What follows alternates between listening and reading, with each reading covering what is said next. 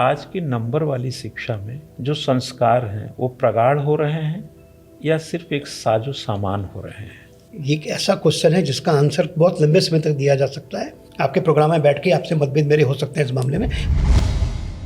Mobile एक सोची समझी बच्चों के साथ की गई साजिश है। जो उस समय आपने उसके लिए जरूरत बनाई थी, आज वो उसकी आवश्यकता हो गई है। अब वो उस टेक्नोलॉजी से बाहर नहीं जा सकता है। 90% अंक पर भी अफसोस होता है लोगों को। एक बच्चे के 100 में से 99 नंबर आए, उसके बाद भी उसने पुनर्मूल्यांकन करवाया कि 100 क्यों नहीं आए, कि मेरे 100 क्यों नहीं आए। नंबरों के फेर में पड़ते हुए अपने लिए एक ऐसा संसार या ऐसा समुद्र बना दे रहे हैं जिसमें हम खुद ही गोता खा के डूबते जाएंगे। हर आदमी तो इंजीनियर नहीं बनेगा ना, हर आदमी तो डॉक्टर नहीं बनेगा, और भी तो प्रोफेशंस हैं, वहां भी तो लोग जाएंगे ना। परीक्षा को एक अवसर भी माने, इसे तनाव का कोई केंद्र ना माने। देखिए मैंने एक चार्ट बनाया, अगर आप कहें तो मैं शेयर करना चाहूँगा अपने छात्रों के साथ। ये आपने, मैं समझता हूँ क्या कहते हैं कि एक इंटरव्यू की तरह, एक अभिभावक की तरह क्वेश्चन पूछा है। बच्चा लिखेगा ही नहीं तो टीचर मार्क्स देगा कैसे? नहीं देगा वो। हायर एजुकेशन में हम इतने फिसड्डी क्यों होते जा रहे हैं? बहुत एक रिवोल्यूशनरी बात बोल रहा हूँ, और अगर किसी को ठेस पहुँचती है तो आपके माध्यम से पहले ही हाथ जोड़ के माफ़ी मांग लेता हूँ।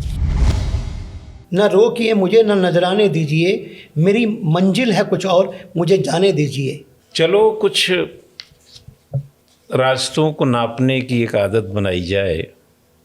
मंजिल ना मिले तो रास्ते में ही मंजिल उगाई जाए।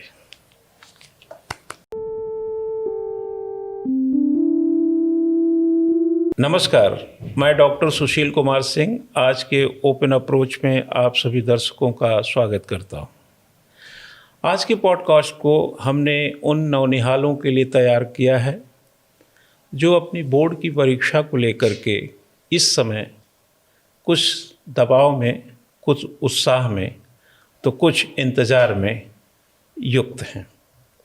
जैसा कि आप सभी अभिभावक हों, माता पिता हों, बच्चे हों, शिक्षक हों, या इस भारत के कोने कोने में रहने वाला एक सजग नागरिक हो, सबको पता है कि जनवरी समाप्त हो रहा हो और फरवरी आगाज़ कर रही हो और बोर्ड की परीक्षा का प्रभाव ना हो, ऐसा होता नहीं है।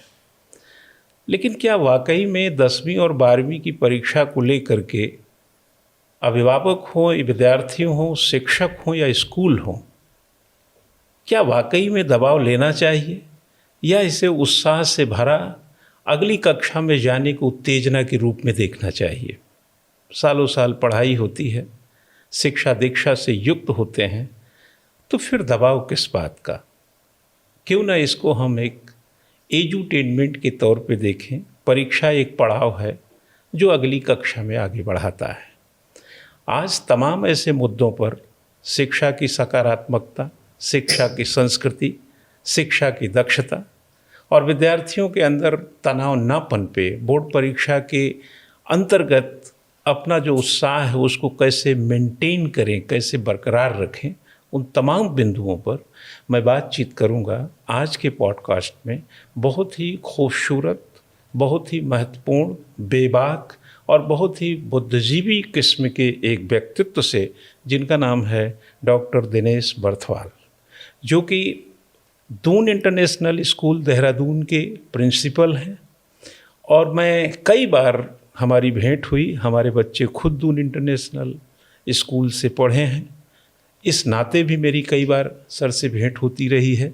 लेकिन आज हमने इस पॉडकास्ट में उनको शामिल करके और उनको बुलाकर आमंत्रित करके और मेरे आमंत्रण पर आकर हम लोगों ने एक बातचीत का वो जरिया पैदा किया जिससे विद्यार्थियों को ज़्यादा उपयोगी, हितकर और दबाव प्रभाव से मुक्त करते हुए एक परीक्षा में उल्लास भरने का प्रयास करेंगे। डॉक्टर साहब, आपका इस कार्यक्रम में स्वागत है। और धन्यवाद सर। मैंने आपको बुलाया, जाहिर सी बात है ये टाइम जो है आपके लिए बड़ा क्रूशियल होता है, क्योंकि प्रैक्टिकल एग्ज़ाम चल रहे हैं, विद्यार्थियों के बीच हैं, एग्जामिनर के बीच हैं, स्कूल की जिम्मेदारी है, फिर भी आप आए, इसके लिए आपको बहुत बहुत धन्यवाद। सवाल का सिलसिले में अगर हम लोग थोड़ा सा चलेंगे तो यहीं से कार्यक्रम को आगे बढ़ाते हैं कि आप बरसों से स्कूल में प्रधानाचार्य के तौर पे कार्यरत हैं और हर साल एक नई खेप आती है जो 10वीं 12वीं की, और वो उसको देखते हैं। बोर्ड परीक्षा को लेकर के एक सेंसिबिलिटी जो सोसाइटी में है और जो अभिभावक या माता पिता से लेकर के बच्चों में है, या यूं कहें कुछ स्कूल्स में भी होता है, आप में भी होगा, इसकी कितनी महत्ता को आप समझते हैं? और क्या वाकई में यह दबाव के लिए है या हमें इसमें छलांग लगाने के लिए है? नमस्कार। देखिए सर, आपके अनुभव के आगे क्वेश्चन बहुत छोटा लेकिन वर्तमान समय में बहुत विकट रूप लेता हुआ क्वेश्चन है। प्रश्न बहुत तार्किक और बच्चों से संबंधित है। देखिए, जब हम बात स्कूल की करते हैं तो हम स्कूल को केवल मान लेते हैं एक भवन और वहाँ पर शिक्षक, जबकि स्कूल के 3 इम्पोर्टेंट कंपोनेंट होते हैं जिसको हम इग्नोर कर देते हैं। स्कूल में पहला होता है शिक्षा, दूसरा होता है परीक्षा, इसको हम असेसमेंट कहते हैं, और तीसरा होता है मूल्यांकन, एवल्यूशन। तो हम इन तीनों का एक अमलगेटेड फॉर्म लेके चलते हैं। हम मान लेते हैं कि विद्यार्थी अगर विद्यालय में आ गया तो उसको शिक्षा मिल जाएगी। शिक्षा एक वो नहीं है। शिक्षा का पहला जो सही मायने में, अगर मैं शिक्षक की बात करूं, मैंने 1990 से शिक्षक के रूप में भौतिक विज्ञान में अपना जीवन आरंभ किया था। तो मैं उस प्रारूप में आपसे अगर बात करूं सर, तो मैं कहूँगा आपको कि सबसे पहले तो हमें अपनी शिक्षा व्यवहारिक बनानी होगी।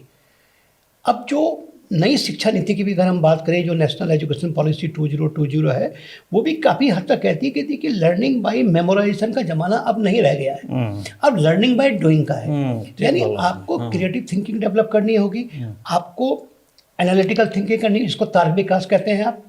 आप प्लस कॉम्पिटेंसी बेस्ड क्वेश्चन होने चाहिए। यानी आप कहीं ना कहीं मॉडर्न जो नीड है एजुकेशन की, उसके लिए तैयार होंगे और होना भी चाहिए। तो जो अभिभावक हैं, जो विद्यार्थी हैं, वो इन सब चीज़ों से इतर क्या सोचते हैं कि हमें केवल नंबर ही लेके आना, न्यूमेरिक वैल्यू पर आज भी फोकस है। थोड़ा ज़्यादा मुझे लगता है सबसे ज़्यादा जड़ में नंबर समा गया है, और नंबर के खेल में कई लोगों को अब 90% भी आ जाता है सर, तो 90% भी बर्दाश्त नहीं है। आपने खुद अपने यहाँ देखे होंगे, डिज़र्विंग बहुत कैंडिडेट, मान लिया एग्ज़ाम तो हम सर इस एंगल से भी देखते हैं कि परीक्षा एक परिस्थिति भी है। उस 3 घंटे में आपने क्या किया और उस 3 घंटे में आए हुए प्रश्नों के साथ आप किस तरीके से प्रस्तुति दी है, उसी पे अंक मिलेंगे। बाकी पूरी पढ़ाई तो आपकी सालों साल की होती, 3 घंटे में कैसे आंक सकते हैं? लेकिन 90% अंक पर भी अफसोस होता है लोगों को। मैं आपको इसी बात पर जोड़ना चाहूँगा, क्योंकि अगर मैं सीबीएसई की बात करूं तो मैं विगत वर्ष का आपको एक एग्जाम्पल देता हूं और आप भी आश्चर्यचकित होंगे जान के कि एक बच्चे के 100 में से 99 नंबर आए, उसके बाद भी उसने पुनर्मूल्यांकन करवाया कि 100 क्यों नहीं आए, कि मेरे 100 क्यों नहीं आए। हाँ।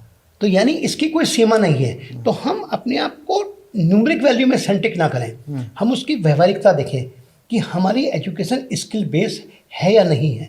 कहीं ऐसा तो नहीं हम नंबरों के फेर में पढ़ते हुए अपने लिए एक ऐसा संसार या ऐसा समुद्र बना दे रहे हैं जिसमें हम खुद ही गोता खा के डूबते जाएंगे।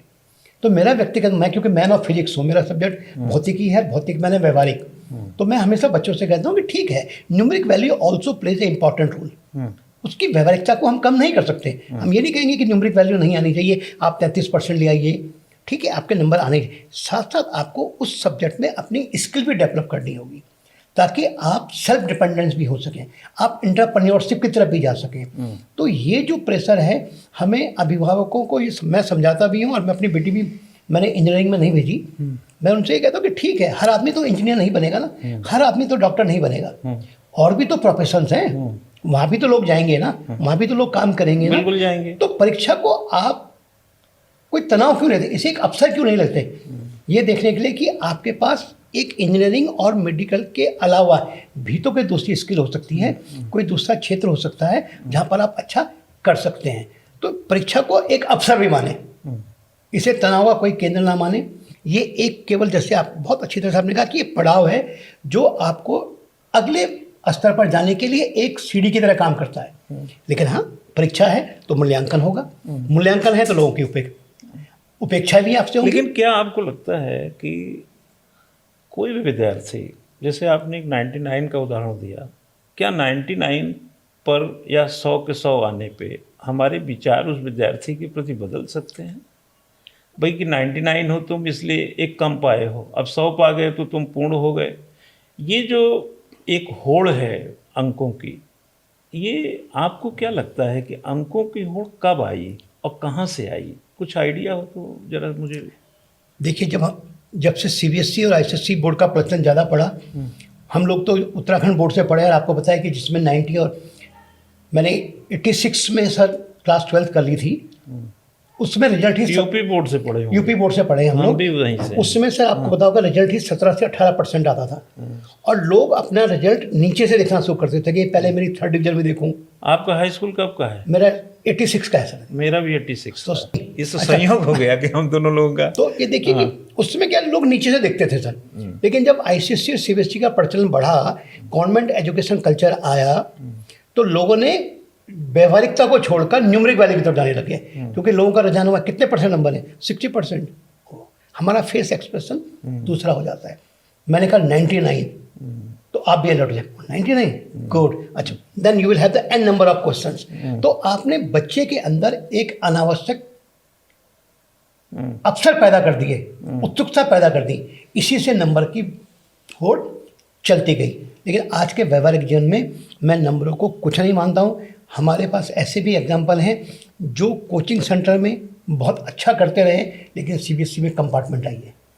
और हमारे पास ऐसे भी केसेस हैं, मुझे 34 ईयर हो गए इस इंडस्ट्री में, 34 साल का मेरा अनुभव है, जिसमें हमने एडमिशन विशेष परिस्थितियों में दिया, या कहीं सिफारिश से दिया, या कहीं दबाव में दिया, और उस बच्चे ने बहुत अच्छा परफॉर्म किया, क्योंकि उसने शिक्षा को अवसर माना, उसने शिक्षा में दबाव नहीं लिया।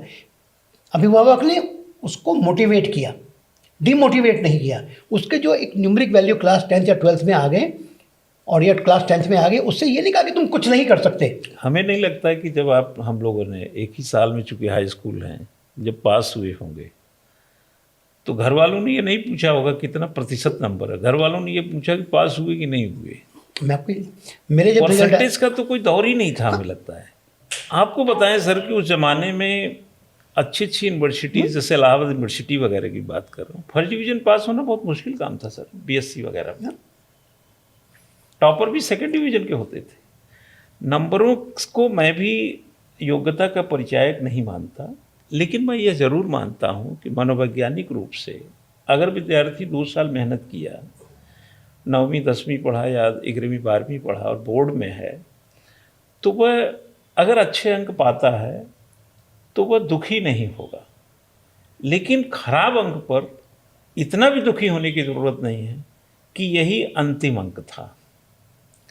अब इससे निपटने के लिए कोई आपने कभी काउंसलिंग किया हो, सजेशन दिया हो? थोड़ा 2 लाइन इस पर। देखिए, मैं हमेशा आपको, अगर आप चाहें तो देखिए, मैंने एनसीईआरटी में भी, जब मैं दिल्ली में बात कर रहा था, क्योंकि मैं सीबीएसई का सब्जेक्ट एक्सपर्ट भी रहा हूँ फिजिक्स में, तो मैं हमेशा कहता हूँ, देखिए, किसी भी परीक्षा की सफलता के लिए, और आप तो जिस फील्ड में हैं, आप तो नीति निर्धारक को बना रहे हैं, तो सबसे पहला काम होता है समय पर बनाना।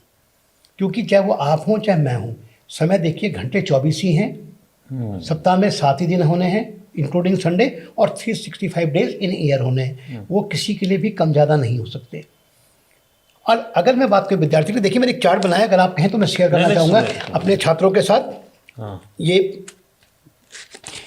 अगर आप देखें, मैंने आज के आपसे बात कर रहा हूँ, आज जब बात है तो ये 21 तारीख की है, और मैंने ये बनाया है 24 जनवरी से लेकर 15 फरवरी को, क्योंकि मेजर पेपर जो है वो 20 फरवरी को फिजिक्स का है क्लास 12th में। तो मेरे पास आज भी 22 दिन हैं।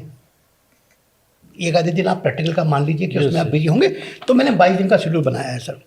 और मैंने ये कैलकुलेट किया है कि जो मैं बच्चों की काउंसलिंग में कहता हूँ कि हमारे पास 24 दिन है। मैं आपसे भी निवेदन करूँगा कि आप भी मेरे साथ कैलकुलेट करते रहें। मैं समझता हूँ कि 24 घंटे में से आज के समय में, जब आपकी परीक्षा आपके सिर पर है और आपका फ्यूचर, आपका जो भविष्य है, कहीं ना कहीं इस परीक्षा पर कुछ हद तक निर्भर करता है। अब तो CUT भी आ गई है, तो सोने का समय मैं समझता हूँ 7 घंटे बहुत होने चाहिए। बहुत बढ़िया है।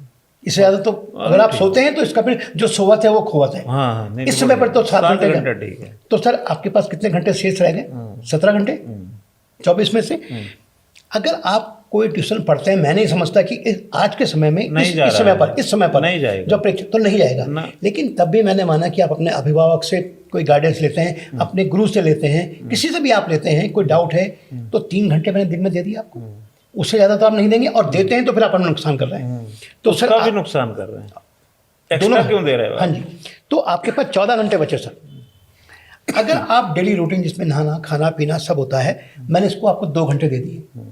अब लगाने का तो आप बाथरूम में 10 घंटे भी लगा सकते हैं, 12 घंटे भी लगा सकते हैं, पर वो तो कोई सॉल्यूशन नहीं है। तो मैंने 2 घंटे आपको दिए, तो कितने घंटे बचे सर आपके पास? 12 घंटे बचे हैं अभी भी।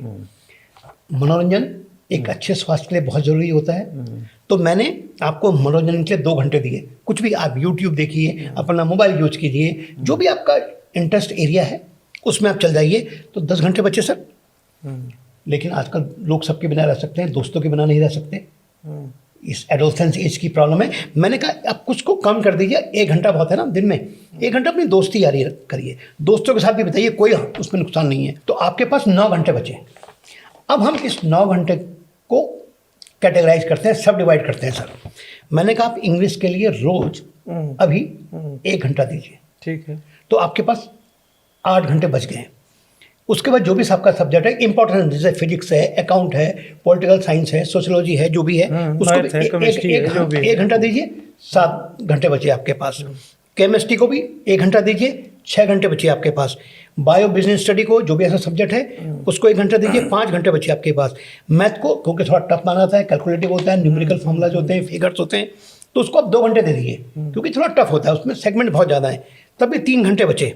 होम साइंस और कोई ऑप्शनल सब्जेक्ट अगर आपके पास है उसको आप 1 घंटा दे दीजिए, और कंप्यूटर और दूसरा ऑप्शनल सब्जेक्ट उसको भी 1 घंटा दीजिए। तो सर आप देखें इन सब के बाद भी आपके पास 1 घंटा ऐसा है जिसका कोई अकाउंट नहीं है, छत पे घूम सकते हैं, बचा है ना आपके पास। तो उसमें आप रिवीजन कर सकते हैं। उसमें आप जैसे बुद्धिजीवी के संपर्क में आकर जो मेरा मानसिक तनाव है, मैं आपके साथ बैठ के उसको बात क्यों ना कर लूँ, आपके अनुभव से उसको डिप्रेस क्यों ना कर लूँ, अपने आप को डिस्ट्रेस क्यों ना कर लूँ। सर पूछो, सर मुझे ये समस्या आ रही है, आपका इतना बड़ा अनुभव है, टीचर से पूछ लीजिए, अपने माता पिता के साथ बात कर लीजिए, अपने बहन भाई के साथ बात कर लीजिए, अपने आप को डिस्ट्रेस कीजिए, फिर उसके बाद फुल एनर्जी के साथ पढ़ना शुरू कर दीजिए। तो अगर आप अपने आप से सर प्रॉमिस कर लेते हैं, कोई बच्चा आज की तारीख में प्रॉमिस कर लेता है कि मैं रोज इस तरह से पढ़ाई करूँगा, इस 1 घंटे में जो दिया है, कि किसी भी दशा में मेरे 3 नंबर तो तैयार हो जाए, मैं कम से कम लेके चल रहा हूँ, ठीक है। हम उसको कहते हैं MLL, मिनिमम लर्निंग लेवल। मैं बहुत हाई की बात नहीं कर रहा हूँ, मिनिमम लर्निंग लेवल था ये, मैं मिनिमम लर्निंग लेवल की बात कर रहा हूँ सर अभी। तो आप अगर 22 दिन में 3 नंबर पर डे के हिसाब से तैयार करते हैं तो 66 मार्क्स आपके तैयार हो जाते हैं। फिजिक्स का पेपर आपका 70 का होता है, केमिस्ट्री का आपका 70 का होता है, बायो का आपका 70 का होता है, मैथमेटिक्स का आपका 80 का होता है, इंग्लिश का आपका 80 का होता है। तो बताइए आप कहाँ कह रहे हैं कि मेरे पास समय की कमी है? कमी है तो आपके समय प्रबंधन की और उस विषय की महत्ता और उसकी आवश्यकता को समझने की। तो अगर आप समझते हैं तो मैं नहीं समझता कि कोई भी ऐसा रीजन है जो आज के समय में भी आप परीक्षा में अच्छे अंक नहीं ला सकते। यानी जो न्यूमेरिक वैल्यू आपने कहा था कि जिसका दबाव है उसे अचीव किया जा सकता है, नथिंग इज इम्पॉसिबल। ये सर ये टाइम टेबल जो आपने बताया ये बिल्कुल ठीक है, लेकिन कई विद्यार्थी इसमें उनको भी थोड़ा सा कुछ बोलिए उनके बारे में, जो पढ़ाई में पाठ्यक्रम को पूरा करने में पिछड़ गए हैं और 18 से ये बोर्ड का पेपर। हाँ जी, 20 को फिजिक्स का पेपर है। वैसे मैंने पेपर फिजिकल हाँ जी फिजिकल पहला है 18 से 17 से 17 तारीख से जिनका बोर्ड का पेपर, हम उसी दिन से मान लेते हैं कि जिस चलिए 20 मेजर जो पेपर हैं, अब उसके पास गिन चुन करके बहुत ही आपने काउंट ही कर लिया। अगर मान लिया उसके पाठ्यक्रम में कहीं दोष आ रहा है, कोई चैप्टर ही क्लियर नहीं है, चाहे अगस्त में डीएम ने छुट्टी करा दिया, स्कूल कई दिन बंद रहे, स्कूल बंद तो पढ़ाई बंद, उसके नाते कहीं से पिछड़ गया हो, वो कोचिंग ट्यूशन भी न ले पाया हो किसी से, ऐसे विद्यार्थी के लिए थोड़ा सा कुछ अगर आप तरफ से आ जाए।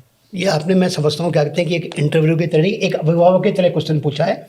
ये एक अभिभावक का कंसर्न है, इसीलिए जैसे मैं आपको अपने विद्यालय की बात बताता हूँ। मैंने कहा 3 घंटे मैंने कोचिंग के लिए रखे हैं, उसमें आप अपने विद्यालय में जाके, क्योंकि शिक्षकों के पास अभी कोई काम नहीं है, 10th है नहीं, 12th है नहीं, वो ऑलमोस्ट खाली हैं। तो अगर आपको किसी पर्टिकुलर यूनिट में किसी भी कारणवश आप नहीं पढ़ पाए तो स्कूल में अभिभावक से कांटेक्ट करें, उनसे स्कूल में जो टीचर है उनसे कांटेक्ट करें, टाइम लें और अपना संशय दूर कर लें। तो डाउट तो क्लियर कभी भी किए जा सकते तो हैं ना। एक प्रकार से आप, एक संदेश है आपकी तरफ से कि जिन विद्यार्थियों के पाठ्यक्रम में कहीं कोई कमी हो वो अपने स्कूल के शिक्षकों से संपर्क करके इसको समाधान कर लें और इस कैलेंडर को लागू करें। और इसमें वो 3 घंटे इसीलिए दिए गए कोचिंग के लिए कि आप चाहे तो 3 घंटे का इस्तेमाल वहाँ पर कर लें, यानी आपका कहीं पर कोई नुकसान नहीं है। और ये जो समय सारणी आपको दी गई है, विद इन दैट आप अपने डाउट को क्लियर कर लेते हैं। अच्छा, आपके पास एज ए प्रिंसिपल आप तो बरसों से देख ही रहे हैं, अभी आपने बताया कि 34 साल का आपका एक प्रकार से इसी सर्विस में पूरा टाइम कटा है। एज ए प्रिंसिपल आपके पास जो गार्जियंस हैं, कभी कम नंबर कभी ज़्यादा नंबर के बीच का रहता है, जो ज़्यादा नंबर वाले हैं वो अलग रू आपसे मिलने आते होंगे, जिनके बच्चे बहुत कम नंबर पाए हैं उनकी क्या व्यथा होती है? इस जो ये टाइम पीरियड है सर, जिसको आप बेहतर समझते हैं, this is called adolescence age. इसमें बच्चों का सबसे बड़ा होता है डिरेल होना। वो जो भौतिकवादी चीज़ें होती हैं ना, देखिए ये जो संसारिक व्यवस्थाएं आज की हैं, जो उनका कहना है, मैं उसमें आता हूँ फिर आप में। उनका कहना ये होता है कि सर देखिए ये भौतिक चीज़ों की तरफ ज़्यादा अट्रैक्ट हो रहा है, मीन्स मोबाइल, गैजेट्स, गेम्स, इसकी तरफ इसका इंक्लाइनेशन ज़्यादा हो गया, पढ़ाई की तरफ कम है। तो हम तब उस समय के लिए चार्ट हम बच्चे के साथ डिस्कस करते हैं, ये मेरे कंप्यूटर में रखा हुआ है, मैं बच्चों को स्क्रीन में भी दिखाता हूँ। उनसे कहता देखिए कुछ भी चीज़ पॉसिबल है, कीजिए, आप सब कुछ कीजिए, लेकिन what is aim of your life? आप इस विद्यालय में या इस जीवन में किस लिए आए हैं? लायबिलिटी बनने के लिए आए हैं या एसेट बनने के लिए आए हैं? आप फॉलोवर बनना चाहते हैं या लीडर बनना चाहते हैं? आप एजुकेशन को कंप्लीट करना चाहते हैं या कंपीट करना चाहते हैं? कंप्लीट तो आप कर ही लेंगे, 33% वाला भी कंप्लीट कर ही लेता है, लेकिन अगर आप कंपीट करना चाहते हैं तो आपको एक्स्ट्रा ऑर्डिनरी एफर्ट करने पड़ेंगे। तो थोड़ा सा पढ़िए। अधिक CBSE और ICSE, आप तो दोनों सिस्टम से बहुत अच्छी तरह से वाकिफ हैं सर। इनके ब्लूप्रिंट मार्क वेबसाइट में अवेलेबल है।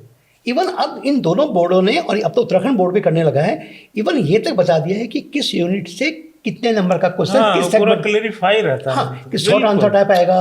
अरे सर, हम लोगों के टाइम में 12वीं में फिजिक्स, केमिस्ट्री, मैथ, हम भी साइंस के स्टूडेंट थे, आप भी साइंस के हैं, BSc हमने भी पढ़ाई किया। सर 11th और 12th की पूरी गणित एक साथ आती थी उस जमाने में। आज तो 11th पढ़ के छोड़ दीजिए, सिर्फ 12th की आती है। वो भी आपने कहा कि उसको बिल्कुल एक एक पॉइंट बता दिया, 2 नंबर, 1.5 नंबर, 1 नंबर, 3 नंबर, कितना लिखोगे, क्या सारा चीज़ लिखा हुआ। मुझे लगता है कि इसका भी एक बड़ा कारण है सर, जो ये नंबर्स मिलते हैं। शायद हम लोगों के ज़माने में इस तरह का होता तो हम लोग भी कहीं कतार में इसी तरीके से होते हैं। लेकिन देखिए सर, दोनों चीज़ का सर यहाँ पर माफ़ी चाहूँगा, आपको बीच में रोका मैंने इसके लिए, लेकिन मेरा व्यक्तिगत मानना ये रहता है कि अगर किसी चीज़ की बुराई है तो उसमें अच्छाई भी तो है सर, और अच्छाई है तो बुराई भी तो है ना। तो हम उसकी अच्छाइयाँ क्यों ना देखें?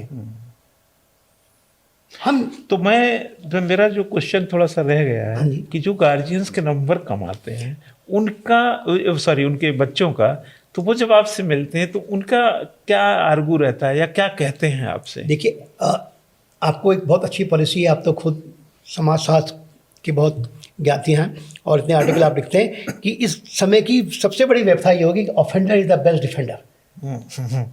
तो हम बच्चों को ये कहते हैं कि नहीं, गलती हो गई, एक्सेप्टेंस जब आप करते हैं, एक अपनी लाइफ में 2 वर्ड हमें बच्चों से मैं कहता हूँ, जब मेरे पास आते हैं, पेरेंट्स तो बोलते हैं कि जी स्कूल में पढ़ाई नहीं होती है, हम तो बच्चे भेज रहे हैं, हम फीस क्यों दे रहे हैं, या टीचर्स ट्यूशन के लिए मोटिवेट करते हैं, हम तो बच्चे को कोचिंग भी भेज रहे हैं, बच्चा घर में जो ट्यूशन पढ़ाने टीचर आता है वहाँ पर बहुत अच्छा कर रहा है, स्कूल में क्यों नहीं कर रहा है, आपके टीचर जानबूझ से फील कर रहे हैं। तो हम जब उन्हें कॉपी दिखाते हैं, आज का ही मैं एग्जाम्पल दिखाऊंगा कि मेरे पास बहुत सीजन पेरेंट्स हैं, उनका बच्चा परफॉर्म नहीं कर रहा था, तो कल तक वो बहुत हाई टोन में बात कर रहे थे कि आपके स्कूल में ऐसा होता है, वो है वैसे। जब आपने कॉपी आज उनको दिखाई तो आप जान के ताज्जुब करेंगे कि उस बच्चे ने 90% कॉपी खाली छोड़ी हुई थी। तो हमने कहा जब बच्चा लिखेगा ही नहीं तो टीचर मार्क्स देगा कैसे? नहीं देगा वो। ठीक है। आप मैक्सिमम से मैक्सिमम ये कर सकते हैं कि किसी भी घोड़े या किसी भी व्यक्ति या किसी भी जानवर को नदी के किनारे तक ला सकते हैं, लेकिन उसको पानी पीने के लिए बाध्य नहीं कर सकते। एक सर ऐसा भी मैं आपको बताऊं प्रैक्टिकली, हमने एक बार एक स्कूल में, वहाँ मेरा ही बच्चा पढ़ रहा था, तो मैंने भी एक बार ऐसे बोल दिया था कि भाई जो बच्चा 7:30 बजे आता है, 2 बजे जाता है और होमवर्क भी आप दिए रहते हैं, अगर उसमें कोई कमी है तो गार्जियन से बेहतर शिक्षक देखता है, आप उसमें इनपुट डालिए। तो हर गार्जियन में यह दिमाग में तो आता है कि हम स्कूल भेज रहे हैं, जैसे अभी आपने एग्जाम्पल दिया, लेकिन हमें ऐसा लगता है सर कि स्कूल एक थॉट है, स्कूल एक टाइम मैनेजमेंट है, स्कूल एक डिसिप्लिन है, स्कूल एक नैरेटिव है, एजुकेशन और करेक्टर और पर्सनालिटी बिल्ड करने का एक प्लेस है। इसमें गार्जियंस जो है उसका प्रोटेक्टिव डिवाइस है। अनडिसिप्लिन्ड अगर स्कूल के बाद भी बच्चा है तो ये जो इश्यूज हैं वो रहेंगे। जैसे आजकल हो गया लैपटॉप पे ज़्यादा, मोबाइल पे ज़्यादा, कंप्यूटर पे ज़्यादा, टीवी पे ज़्यादा, तो ये तो आउट ऑफ स्कूल ही है। तो मुझे लगता है कि गार्जियंस की ड्यूटी अब कंपेरेटली पहले तो गार्जियन उतने अलर्ट मोड में नहीं थे। कोई किसान है, कोई मजदूर है, कोई खेतों में काम कर रहा है, उसका बच्चा कहाँ पर, वो इतना ध्यान नहीं दे पाता। लेकिन आज का जो पढ़ा लिखा गार्जियन है, उसको अपना दफ्तर देख रहा है, अपना कार से जा रहा, आ रहा है, बाजार जा रहा है, बिग बाजार जा रहा है, मॉल जा रहा है, लेकिन बच्चा क्या देख रहा है, अगर वो अलर्ट नहीं है तो ये स्कोर भले ही 90%, 95 मिलते हों, कुछ बच्चों को तो नहीं मिलेंगे। और इसको लेकर के ऐसे इशूज़ जब आते हैं तो आपको ऐसा लगता है सर 9, 10, 11, 12 के बच्चे स्कूल में खूब मोबाइल लेके आते हैं, आपको ऐसा मिलता है केस? ये बिल्कुल आपने सच कहा, लेके आते हैं। स्कूल के पास अपनी सोशल मीडिया पॉलिसीज़ भी होती हैं, लेकिन समस्या जैसे आपने कहा कि अभिभावक का बहुत इंपॉर्टेंट रोल है। अगर सर मैं आप 2 मिनट का समय आप मुझे दें तो कोविड से पहले हमारे यहाँ एक एजुकेशन सिस्टम में कहते हैं ट्रायंगल होता है सर, तो उसमें वर्टेक्स में स्कूल को रखा जाता था, एक कॉर्नर पर पीपल को रखा जाता है, यानी शिष्य हो गया सर, और तीसरे कॉर्नर पर रखा जाता था टीचर को।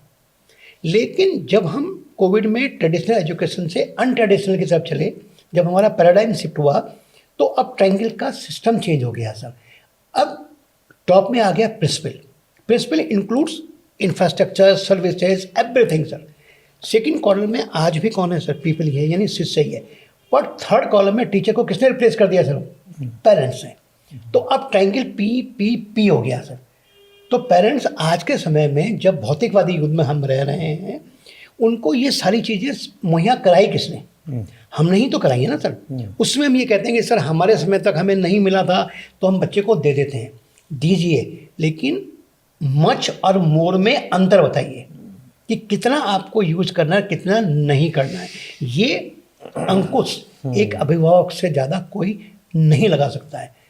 तो उसके लिए बहुत ज़रूरी है कि अभिभावकों को अपने बच्चों से बात करें। और स्कूल में सर मोबाइल लेके आते हैं, मोबाइल में मैं बता आ रहा हूँ ना, तो मोबाइल लेके बच्चे जब आते हैं तो हमने मोबाइल बंद कर दिया। हमारे पास पेरेंट्स आ गए कि सर सुबह से हमारा बच्चा, ये मैं अपनी बात में, मैं CBSE का सिटी कोऑर्डिनेटर भी हूँ, तो इस तरह से बहुत स्कूलों की प्रॉब्लम ही मेरे पास आती है। तो ये कहते हैं कि सर बच्चा हमारा सुबह 6 बजे निकल जाता है, सपोज जो जॉली ग्रांट से आ रहा है, डोईवाला से आ रहा है, उसके बाद सर वो स्कूल पढ़ता है, फिर कोचिंग जाता है। सर आपको पता है इतनी अनसर्टेनिटी है बीच में, तो हमें उसके साथ कम्युनिकेशन इस्टेब्लिश करना होता है। तो मोबाइल तो बहुत ज़रूरी है बच्चे के लिए, तो मोबाइल तो बच्चा लेके आएगा। तो यानी पहले तो देखिए आपने वो एक प्रकार से इसको लेकर के आर्गू कर रहे हैं। हाँ जी, ये नहीं देख रहे कि इससे आपके बच्चे का भविष्य खराब हो रहा है। पर चलिए हम भी इस महत्ता को समझते हैं कि अनसर्टेनिटी है, तो काफ़ी स्कूलों ने ये सुविधा दी कि ठीक है आप मोबाइल लेके आइए, और अपने रिसेप्शन में सबने एक लॉकर लगा दिया है, अपने लॉकर में रख दीजिए, या अपने क्लास टीचर को या कोऑर्डिनेटर को लॉकर में दे दीजिए। सर मैं एक कॉलेज है KG to PG सीकर में है, राजस्थान सीकर में। मैं एक बार वहाँ लेक्चर देने गया 2023 अगस्त में। वहाँ 40,000 स्टूडेंट है सर, और वो कैंपस करीब करीब 1.5-2 किलोमीटर के रेंज में फैला हुआ है। बहुत बड़ा कैंपस है, रेजिडेंशियल। मैंने वहाँ शेखावटी यूनिवर्सिटी है सर, हाँ जी, दीनदयाल उपाध्याय शेखावटी विश्वविद्यालय, उसी से एफिलिएटेड है। उस कैंपस में किसी भी स्टूडेंट के पास मोबाइल नहीं होता सर। जगह जगह पर बात करने के लिए उनके 2 नंबर्स जो उनको लिखे हुए रजिस्टर, उस पर फ़ोन करने की उनको सुविधा है। एक प्रकार से मोबाइल लेस कैंपस है। शिक्षक, प्रिंसिपल और जो भी और होंगे वो सब तो रखते हैं, बट बच्चे नहीं रखते। Mobile less campus sir 12th तक के बच्चों के लिए मैं इसको सर मैंडेटरी मानता हूँ। मुझे लगता है कि आप बुद्धिजीवी हैं, आपने पश्चिमी देशों में देखे होंगे, सब जगह लोग परेशान हैं सर।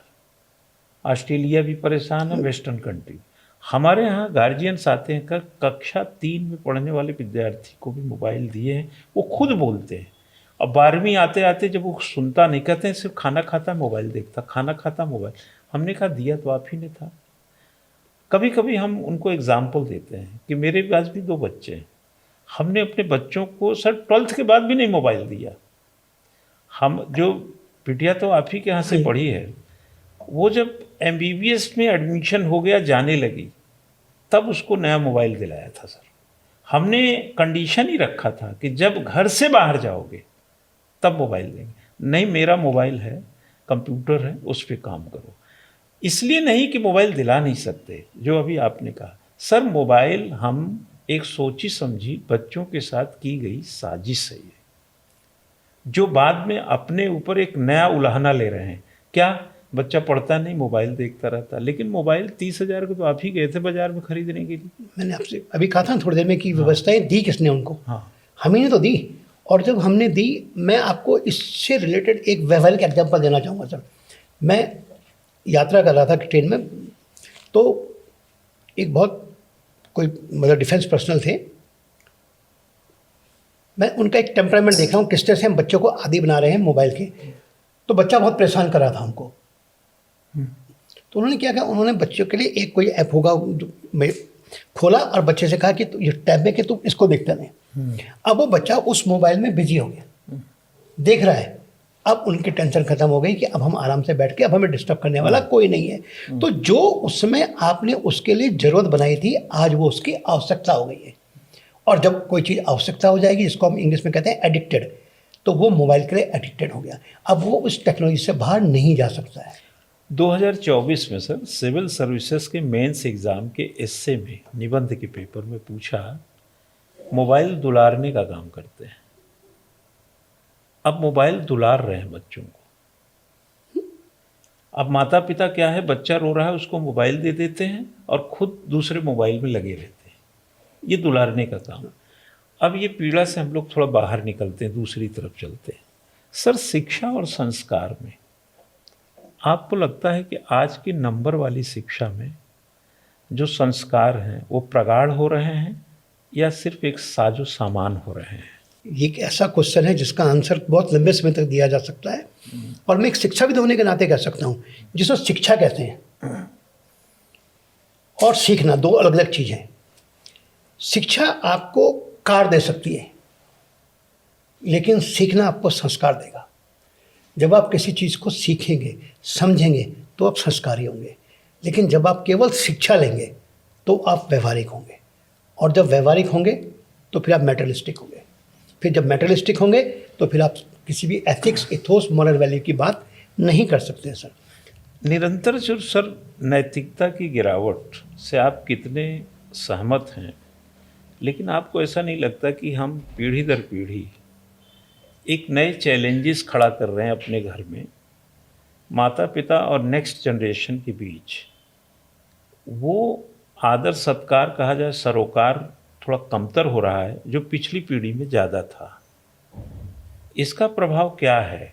इसको तो सीधे सीधे लोग संस्कार की कमी मानेंगे, लेकिन इसमें भूमिका तो शिक्षा भी निभा रही है। शिक्षा और विशेष रूप से तकनीकी का उपयोग शिक्षा में और उस पर नियंत्रण ना होना, इसका मूल कारण है। मैं आपको 4 लाइनों में बताता हूँ कि जो मैंने कहा है कि देखिए संस्कार होने बहुत ज़रूरी है। संस्कार के बिना अच्छी सीखना नहीं हो सकता, अच्छी शिक्षा नहीं, शिक्षा सीखना दोनों नहीं हो सकते। तो मैं कहता हूँ, जब अभी मैं अपने बच्चों से बात कर रहा था तो मैंने उनसे कहा कि साइंस और टेक्नोलॉजी को आप ये समझिए इस तरह से कि गर्व है हमको कि नाभिक के विभेद को ले। We are proud that we are in the position to know what is inside the nucleus, पर मन भेद ग्रंथि खोल ना पाए। Even we are not in the position to know what is in your mind and what is in your heart. Very nice. दूर तारों से किया संपर्क हमने, we are able to just reach to the even moon and trying to reach on the सन, पर पड़ोसी से हंस बोल ना पाए। तो ऐसी इलेक्ट्रॉनिक गैजेट्स का फ़ायदा क्या है जब हमें यही नहीं पता है। वो भी घर मेरे पास एग्जाम्पल हैं, उन लोगों से मैं मिलता हूँ, वो अभिभावक ही मेरे पास आते हैं जो कहते हैं हमारे पास 4 कमरों का मकान है, मैं एक कमरे में रहता हूँ, मेरा बच्चा दूसरे कमरे में रहता है और मुझे उससे खाना खाने के लिए, चाय पीने के लिए मोबाइल में फ़ोन करके बोलना पड़ता है कि बेटे चाय होगी आ जाइए। तो ये जो तकनीकी का इतना ज़्यादा इन्वॉल्वमेंट हमारे डे टू डे लाइफ पर हो गया, इस पर अंकुश लगाना बहुत ज़रूरी है। सर इसकी जो एक प्रकार से कह सकते हैं अंकुश है, कौन लगाएगा इसको? मैं सर एक उदाहरण देता हूँ। मेरे पास भी जब गार्जियन आते हैं तो हम उनसे कहते हैं कि जैसे मोबाइल आप ही ने दिया, ये टेक्नोलॉजी तो आप ही खरीद के दे रहे हैं। वो बोलते हैं लें कैसे वापस? लेने पे सर फुटअव्वल हो रही है, लेने पे जिद्दी हो रहे हैं, और कई केसेस सुने होंगे मोबाइल छीना तो अपने माँ बाप की हत्या करने तक के मामले आ गए।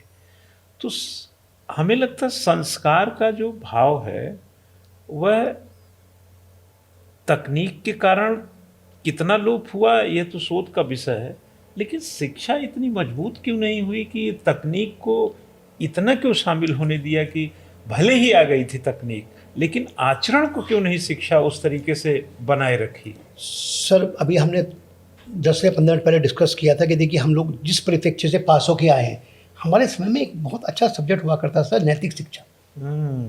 अगर आपको याद हो सर तो हम लोग पढ़े हैं। हाँ। सर सती सावित्री ध्रुव की कहानियां। आज नैतिक शिक्षा के नाम की कोई चीज़ नहीं रह गई है सर। हम लोग केवल जो वेस्टर्नाइजेशन है उसकी तरफ मूव कर रहे हैं।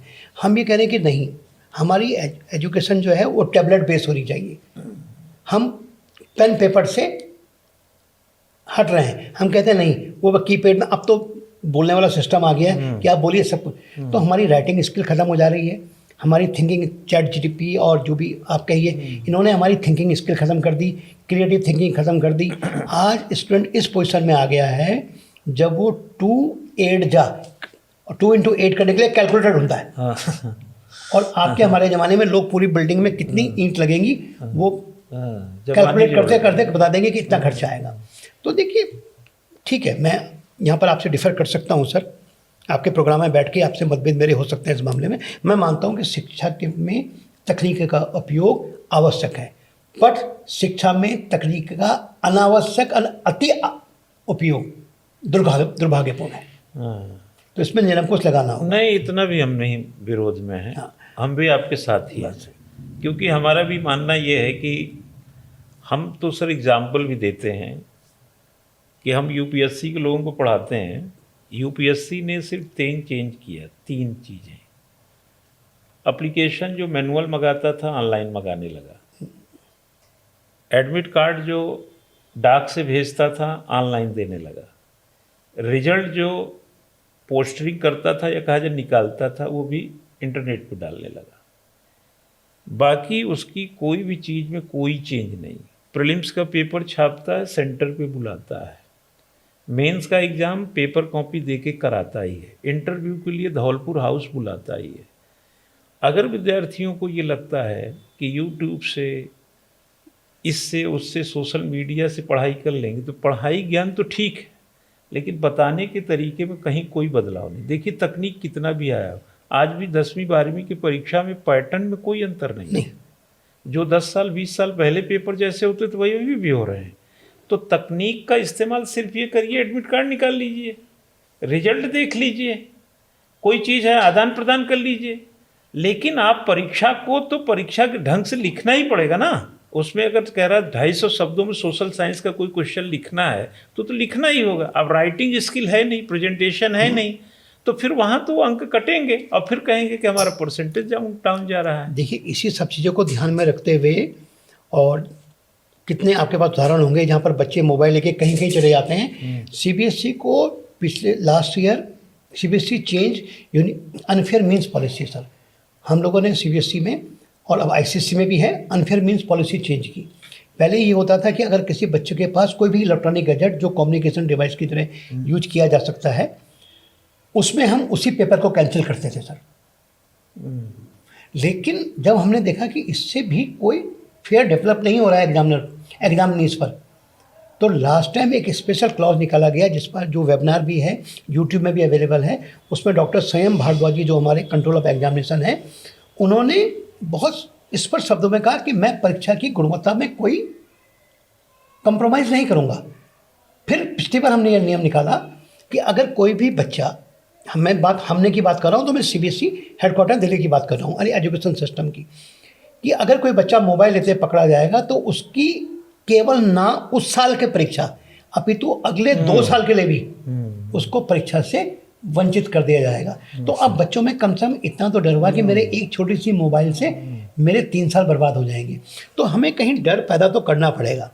हम डरा नहीं सकते किसी को, लेकिन डर तो पैदा कर सकते हैं ना सर। तो डर पैदा करना होगा। एज ए प्रिंसिपल सर, क्या चैलेंजेस पाते हैं आप स्कूल में? आजकल का जो सबसे बड़ा चैलेंज है वो तो सर एक जो बच्चों के बीच में इस एडोलसेंस, मैं तो क्योंकि एडोलसेंस एज को डील करता हूँ, आप तो एडल्ट को डील करते हैं, तो उसमें क्योंकि फिजिकल चेंजेस होते हैं, साइकिकल चेंजेस होते हैं, हार्मोनिकल चेंजेस होते हैं, तो इनके जो प्रो एंड कॉन्स हैं because of this technology they try to execute and implement in their day to day life. So this is the great challenges to maintain the ethics and ethos in our day to day life. This is the main major challenge sir. एक 10th का बच्चा 10th करके 12th तक जब जाता है तो उस 2 साल में आपको किस तरीके का रिफ्लेक्शन? आपको बताऊँ, इसमें फिर मैं आपकी बात से सहमत करूंगा जहाँ पर आपने कहा था कि अभिभावकों का रोल बहुत इंपॉर्टेंट है, समाज का रोल भी इंपॉर्टेंट है। जब तक बच्चा 10वीं में होता है हम उसे कहते हैं बच्चा बच्चा बच्चा, और जैसे ही वो 11th में जाता है, हमारे एज ए अभिभावक पेरेंट, हम अभिभावक के तौर पे क्या कहते हैं, बच्चे अब तुम बड़े हो गए हो। तो जब हम उस बड़े संबोधन को बार बार करते हैं तो कहीं ना कहीं वो प्रूव करना चाहता है कि मैं बड़ा हो गया, और जब बड़ा हो गया तो वो उन सब चीज़ों को अवेयर और एग्जीक्यूट करना चाहता है जो बड़े करते हैं। तो ये चैलेंज सबसे बड़ा है कि हमें उस एज में जिसमें वो बड़ों के लिए जो निर्धारित चीज़ें हैं, आपके बड़े हो जाने से आप एलिजिबल नहीं होगे उन चीज़, और उसको जो हम पुकारते हैं कि तुम बड़े हो गए, उसको एक प्रकार से एहसास कराते हैं। जबकि 11th का बच्चा इतना भी बड़ा नहीं है, लेकिन वो सोचता है कि जब मैं बड़ा हो ही गया हूँ तो मुझे ये चीज़ें डिजर्व करता है वो। अब इसमें हमें भी सोचना होगा कि ऐसा कौन सा परिवर्तन आ गया कि मार्च तक वो बच्चा था और मई में वो बड़ा हो गया। ठीक बोल रहे हैं। 2 महीने में ऐसे कौन से बायोलॉजिकल चेंजेस आ गए बच्चे में, ऐसे कौन से साइकोलॉजिकल चेंजेस आ गए, उसमें एहसास भर दिया गया। क्योंकि आपने भी एक बार किसी लेक्चर में मैंने आपका सुना था कहीं कि अगर हम किसी बच्चे को कहते हैं कि तुम नहीं कर सकते हो, नहीं कर सकते हो, तुम कुछ नहीं कर सकते हो, तो उसके मन में ये अभिधारणा उत्पन्न हो जाएगी कि शायद मैं कुछ नहीं कर सकता हूँ। तो उसके बाद वो उसको सिद्ध करने के लिए वही काम करेगा कि मैं कुछ नहीं कर सकता, उसी में रोज प्रैक्टिस करेगा। तो अगर हम कहेंगे बच्चे बड़े हो गए, बड़े हो गए, बड़े हो गए, बड़े होने का की जो सुविधाएं हैं और 2 ही महीने में बड़े हो जाते हैं। 2 महीने, तो फिर वो सोचता है कि मैं now I am eligible to execute all those things which basically बड़े डज। तो फिर ये सबसे बड़ा चैलेंज है बच्चों को बताना कि तुम बड़े केवल क्लास में 10 से तुम्हारे आगे एक और लगा 11 में पहुंचे हो, 12, बाकी साइकोलॉजिकली, मेंटली, फिजिकली आज भी आप 2 महीने पहले की स्थिति में ही हो। तो उनको एक कैटलिस्ट की तरह में काम करना होता है। जब जरूरत होती है पॉजिटिव कैटलिस्ट की थी, मोटिवेशन की, कि तुम्हारा कैरियर है, सब कुछ करें, लेकिन जब हमें लगता है कि ज़्यादा पंख फड़फड़ाने लगा है तो तुरंत नेगेटिव कैटलिस्ट की तरह काम करो, उसको ज़मीन पर लेके आ जाओ। सर मैं देखता हूँ कि गार्जियंस बहुत जल्दी में हैं, बच्चों को बहुत जल्दी कैरियर देखना चाहते हैं, उन पे एक नया प्रेशर है, चाहे IIT JEE हो, चाहे JEE हो, नीट हो। और आपने भी देखा होगा कि 11th से 10th से 12th आते आते तो लगता है कि ये कुछ अगर नहीं निकाल पाए तो कुछ कर ही नहीं पाएगा। कोचिंग का जो रोल बढ़ा है सर, आप याद करिए कि हम लोगों के ज़माने का कितना किससे मैथ साइंस पढ़े थे। कोचिंग का जो रोल बढ़ा है, क्या हमारी एजुकेशन सिस्टम का वो फिलर है, या हमारे एजुकेशन सिस्टम में एक जो उसका एक एंट्री जो है वो वायरस की तरह हुई है।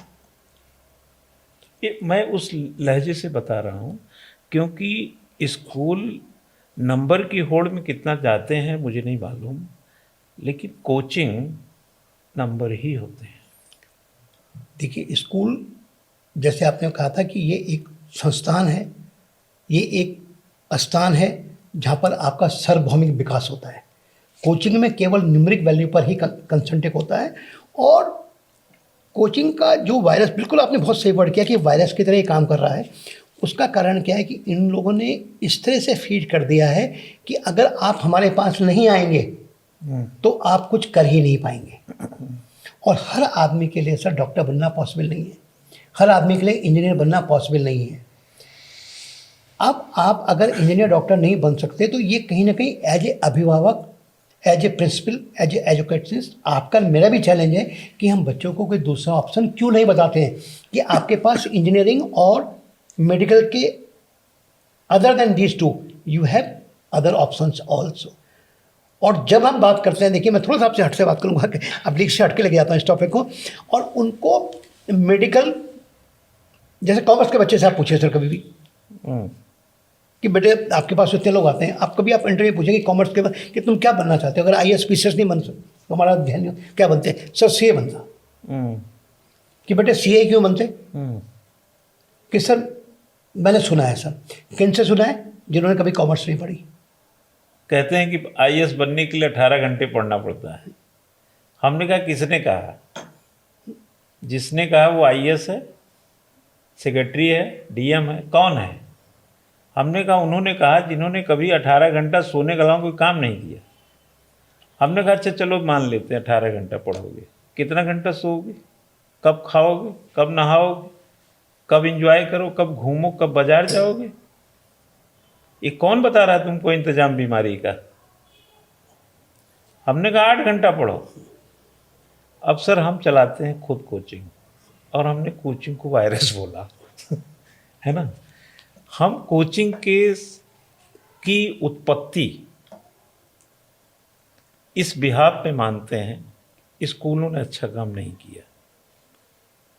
क्या आप इससे कितने असहमत हैं? मैं, देखिए हर आदमी ऑलराउंडर नहीं होता सर। शिक्षक अपना काम बहुत अच्छी तरह से कर रहा है, लेकिन शिक्षा के क्षेत्र में कर रहा है। लेकिन जहाँ पर मैंने कहा ना प्रतियोगिता आ जाती है, कंपटीशन आ जाता है, तो उसके लिए आपके पास एक डिफरेंट माइंडसेट होना चाहिए, आपके पास एक डिफरेंट स्किल होनी चाहिए, आपके पास एक डिफरेंट क्रिएटिव थिंकिंग होनी चाहिए, और एक लॉन्ग विजन होना चाहिए to understand the need of that competition sir. और शिक्षक जो होता है सर वो एक फिक्स पैरामीटर में काम करता है।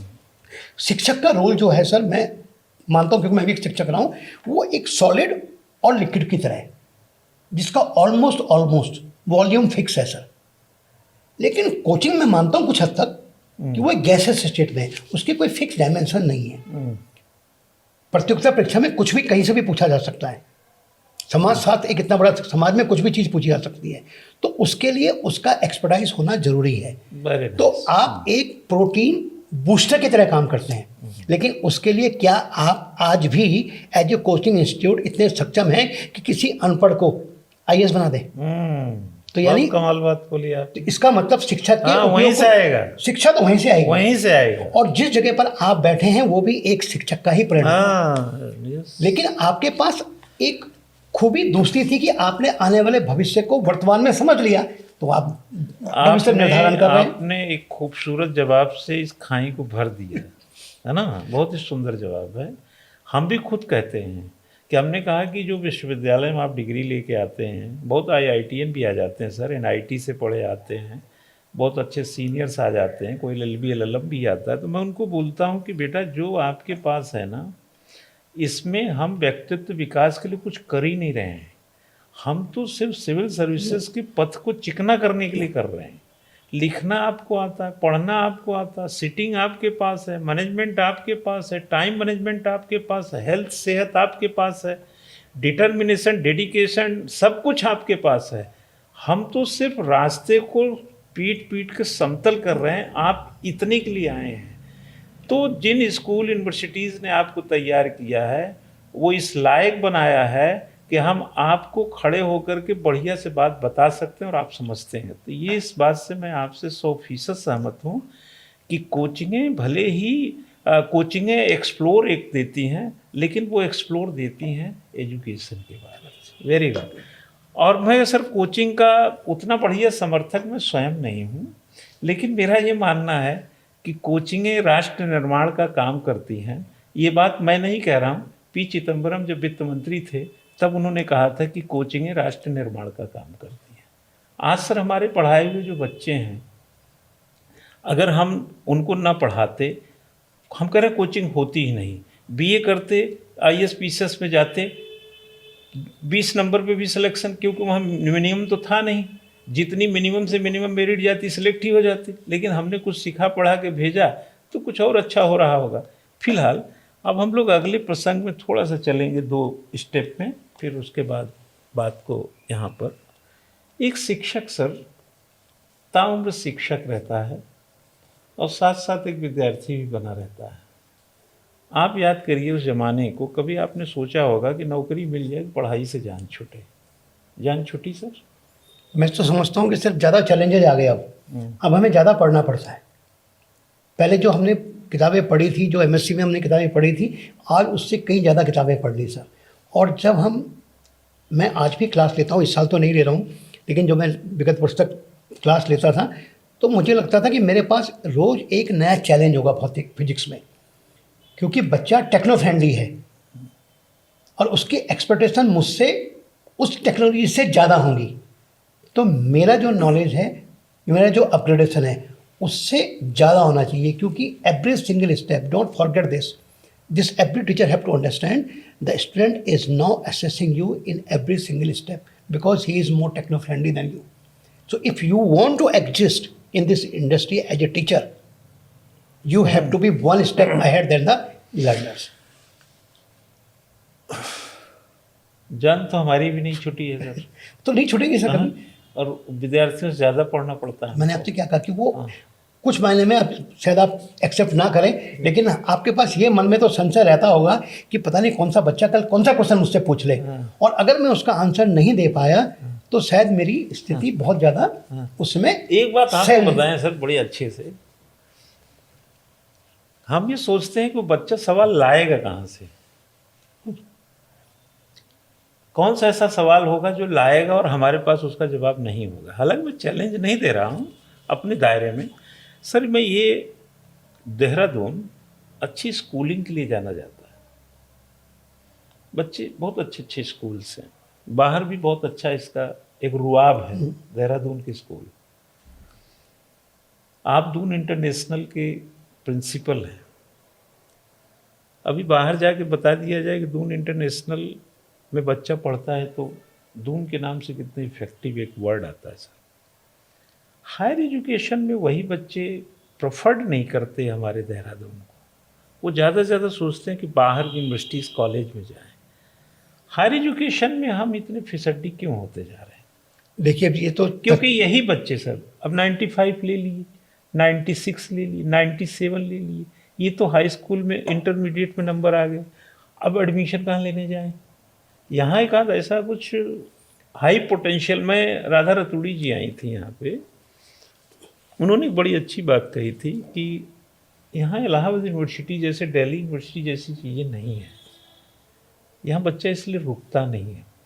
आपको एक वातावरण, हम अपने सिविल सर्विसेज के हिसाब से पूछा था, लेकिन आपको मिलेगा ये, अब पता नहीं कब मिलेगा। आपके पास इसका कोई देखिए जवाब? दो तीन चीज़ें जो मैंने अपने अनुभव से और आप जैसे बुद्धिजीवियों के साथ बैठ के सीखी है और मैं समझ पाया हूँ, उसके 2 कारण मुझे लगते हैं। देखिए तो उत्तराखंड की भौगोलिक और वित्तीय स्थिति, क्योंकि बाहर के जो अच्छे इंस्टीट्यूट हैं वो देखिए आज भी वही लोग बाहर जा पा रहे हैं जो हाई मेरिटोरियस हों सर, या जो स्कॉलरशिप में जा रहे हैं। क्योंकि हमारी वित्तीय स्थिति बहुत अच्छी नहीं है, हम बच्चों को स्पॉन्सर नहीं कर पाते हैं देहरादून में, ठीक है। बाई लार्ज यही पॉसिबिलिटी है। दूर दराज क्षेत्र से आते हैं जहाँ पर वित्तीय स्थिति बहुत अच्छी नहीं है, लाइबिलिटीज़ बहुत ज़्यादा हैं, तो पेरेंट्स आते हैं कि कम से कम खर्चे में ये एजुकेशन ले ले। और जो आधुनिक शिक्षण संस्थान हमारे देहरादून में हैं, कुछ सब क्षेत्रों में नहीं, कुछ क्षेत्रों में अच्छा कर रहे हैं, लेकिन जो अच्छे से आपने कहा इलाहाबाद यूनिवर्सिटी है, जवाहरलाल नेहरू यूनिवर्सिटी है, या कोई और यूनिवर्सिटी, बनारस हिंदू यूनिवर्सिटी ले लीजिए, तो इनकी गुणवत्ता है, इनके पास एक बहुत अच्छा थिंक टैंक है सर। टीचर्स की जो विजनरी पावर बहुत स्ट्रांग है। आज भी हम देहरादून में जो देखते हैं, जो मुझे लगता है सर, मैं बहुत छोटा हूँ आप लोगों के सामने बोलने, मैं तो एक इंटर कॉलेज का हूँ, हो सकता है कुछ अध्यापक लोग मेरी इस बात का विरोध भी कर सकते हैं, लेकिन मुझे कहीं ना कहीं लगता है कि अभी हम लेस विजनरी हैं। हम शायद भविष्य को चैलेंज जो हमारे पास दिख रहे हैं उनको हम वर्तमान में एक्सिक्यूट या एक्सेप्ट करने की स्थिति में नहीं है, या उसके अनुसार अपने शिक्षा और परिवेश में बदलाव करने की स्थिति में नहीं है। उसके लिए हमारे के लिए विश्वविद्यालय प्रशासन भी जिम्मेदार हो सकता है, उसके लिए एज ए टीचर मैं भी जिम्मेदार हो सकता हूँ, उसके लिए हमारी सरकार भी जिम्मेदार हो सकती है। यानी कुल परिप्रेक्ष्य ऐसा बन रहा है कि आज भी हम जो एक हायर एजुकेशन का कंसेप्ट होता है वो हम डेवलप नहीं कर पाए देहरादून में। एक ये कारण है कि हमारा जो अच्छा स्कॉलर है वो स्कॉलरशिप की वजह से वो शहर से माइग्रेट हो जाता है। एक सवाल मुझे ख्याल आ रहा है सर, विद्यार्थियों को सुधार मतलब शुचिता भरने के लिए, संस्कार युक्त भरने के लिए आपको कभी ऐसा लगा कि मैथिली शरण गुप्त की कविता, रामधारी दिनकर के बारे में, और भी जो कवि हैं हमारे, उन सब का विषय इनके पास होना चाहिए, मर्म होना चाहिए, मर्मज्ञ होना चाहिए, संवेदनशीलता से भरे। लेकिन दुखद ये है सर कि हमारे देश में ये सब हिंदी में पढ़ाया जाता है, और 11वीं में हमने देखा है कि हिंदी विकल्प हो जाती है, मैंडेटरी क्यों नहीं सर? सीबीएसई बोर्ड में ये हम एक खराबी पाते हैं sir. CBSE board sir civil के लिए अच्छा है, जेई के लिए अच्छा है, नीट के लिए अच्छा है, लेकिन हिंदी एक विकल्प क्यों सर? अंग्रेजी ले लेते हैं लोग, हम कहते हैं अंग्रेजी के साथ हिंदी भी लो, कम से कम रामधारी दिनकर तो पढ़ोगे, कम से कम न रहो न निराश करो मन को, कुछ काम करो जग में, कुछ तो वैचारिकी में बढ़ोतरी आ सकती है ना सर। देखिए आप इस पे कुछ सीबीएसई बोर्ड को कुछ कहना चाहें? हमने कहा है, देखिए केवल ये देहरादून में है, बाकी अगर आप देखेंगे तो हाँ ये भी मैं हो हिंदी बेल्ट में जाएंगे ना सर तो वहाँ तो लेते ही हैं।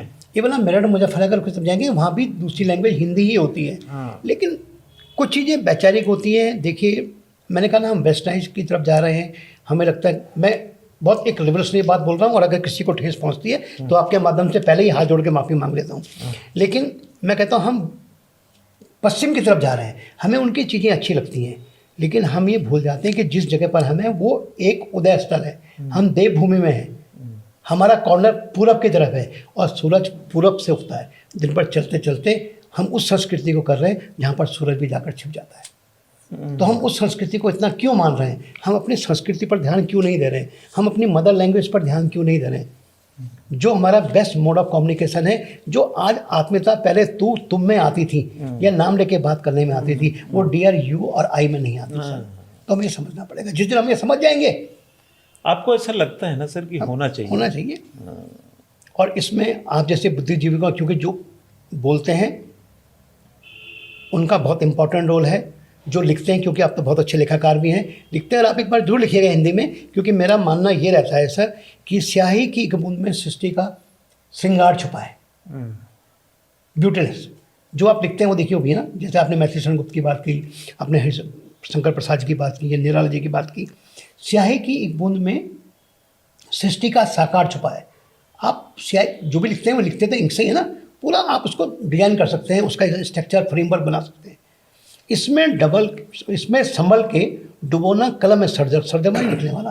पहले ज़माने में सर आपने देखा ना होल्डर से लिखते थे, इसमें संभल के डुबोना कलम है सर्जक, स्याही की एक बूंद में सृष्टि का संहार छुपा है, जिसका प्रत्यक्ष आप यूएसए में आजकल देख रहे हैं कि वो कलम से ही सब कुछ पूरे संहार की और डिस्ट्रक्शन की तरफ जा रहे हैं। तो ये बुद्धिजीवियों को इस पर काम करना पड़ेगा। आप जैसे लोग जो लेखाकार हैं, जो साहित्यकार हैं, जो व्यंगकार हैं, और जिनकी समाज में एक अच्छी प्रतिष्ठा है, जिनकी बातों को सुना जाता है, वो अगर प्रयास करेंगे तो चलते सर एक सवाल और ले लेते हैं आखिर में कि जो विद्यार्थी 10वीं 12वीं के बोर्ड में जा रहे हैं, मौजूदा समय में अपने उत्साह, आत्मविश्वास और उनका जो आचरण है परीक्षा के प्रति किस किस्म का होना चाहिए, संक्षिप्त में आप उनको कुछ संदेश देखिए, अभी आपने जो किया उससे भूल जाइए, अभी आपके पास बहुत समय है। मैंने समय सारणी आपके साथ डिस्कस की, आप एक अपने सीनियर के साथ बैठिए, अपने पेरेंट्स के साथ बैठिए, और जो तनाव आपको, जो आपकी कमियां हैं, जो आपके मन में संशय है, उनके साथ बातचीत कीजिए, उसका निराकरण कीजिए, और मान के चलिए कि हर रात के बाद एक सफेरा होता है। फॉलो द वेव्स, आज अपनी कॉपी में एक तरंग का रूप बना लें जो कहती है कि there is the up after every down. कुछ मुश्किल काम नहीं है, आज से आप तैयार करेंगे और जो भी आपके संशय उसको दूर करेंगे। अच्छा खाना खाइए, समय पर सोइए, समय प्रक्रिया का पालन कीजिए, बहुत अच्छे नंबरों से आप ला सकते हैं, कोई घबराने की ज़रूरत नहीं है।